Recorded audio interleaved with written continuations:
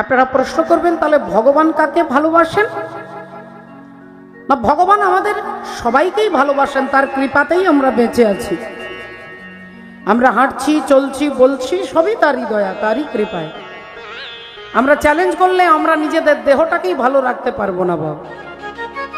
আমরা চাইলেও, আমরা সবাই চাই যে আমি যেন ভালো থাকি, সুস্থ থাকি, আনন্দে থাকি, কিন্তু আমাদের কর্ম আমাদেরকে দুঃখ, শোক, জ্বালা, যন্ত্রণা এটা আমাদের ভগবান দেন না, আমাদের কর্মই আমাদেরকে দুঃখ, জ্বালা, যন্ত্রণা দেন।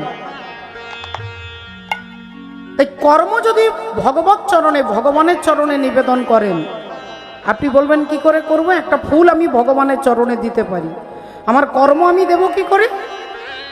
তাহলে আপনি ভাববেন যে আপনি যা করছেন তার ইচ্ছাতে করছেন।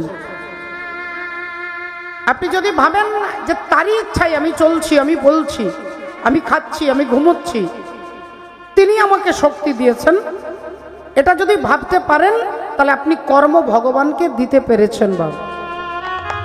কিন্তু মাঝে মাঝে আমাদের অহংকার মাথায় চাড়া দিয়ে ওঠে, আমরা চিৎকার করে বলি আমার বাড়ি, আমার গাড়ি, আমার ছেলে।